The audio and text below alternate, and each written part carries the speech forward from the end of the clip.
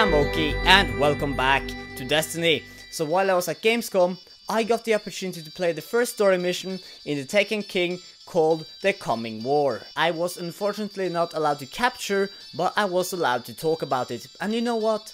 A lot of the footage of the first story mission is already out there in the trailers. So I have pieced together clips from the trailers and kinda rebuilt the mission. So then, let's begin. The mission takes place on a Cabal base on Phobos. The mission begins with a cutscene where you are given instructions by Commander Zavala. He tells us that the Cabal has sent out a distress signal and we're on our way there to investigate. Once we start to play, we can see that our ship is flying away in the background, just a nice little touch to detail. You're getting more instructions from Commander Zavala as you walk towards the Cabal base. You immediately see that there are so much more which is going on in the background and in the world around you. A Cabal dropship all of a sudden appears in front of you and you can see a Cabal phalanx suffering on the ground. I personally thought at this point that this was better than any other mission in Destiny so far, but it gets better. At the point when you see the Cabal base, there is a massive explosion, and I personally jumped myself on my first playthrough. You can see a Cabal waving to the dropships which have left them behind, and all of a sudden, Eris Morn also comes in. Commander Zavala is telling us that he have asked Eris Morn to help us on our quest, and there is a constant conversation between Zavala and Eris throughout the entire mission. The next step is to go into the base to investigate more, and you won't be fighting enemies for quite a while, but the atmosphere is really creepy. Once you get further into the corridors, you get into a darkness zone, but there are still no enemies. You'll soon see an orb of light floating in the air, which will slowly float into the corridor and make a small explosion. This orb of light have made portals through different dimensions, and screws and bolts around the area are floating around. You can even shoot the bolts and they will spin around in the air. There is a perfect balance in this mission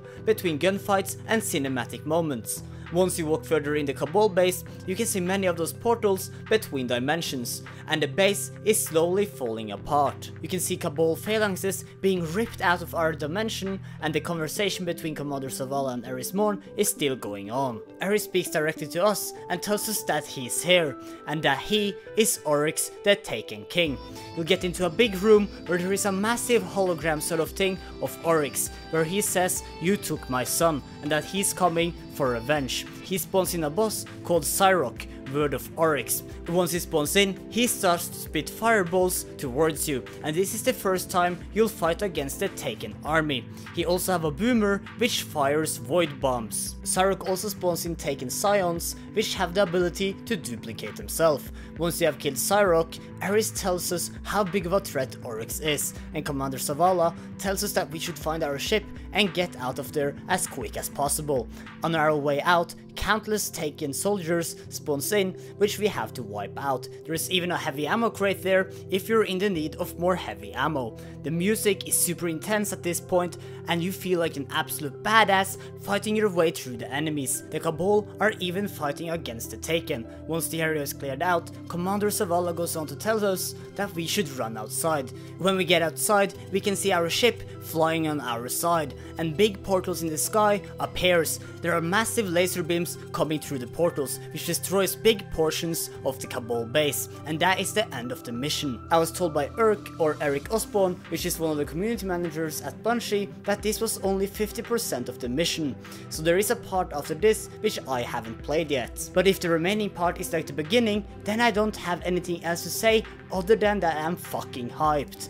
If all the story missions in the Taken King is like this, there is a bright future for Destiny's story. I played through the mission 7 times, twice with each subclass, and 1 playthrough which was a speedrun competition against a Bungie employee. He sadly died while he was fighting against Cyrok, so I won. And that, my friends, is it. The future of Destiny's story is very promising, and I can't wait to play through the rest of the campaign in the Taken King.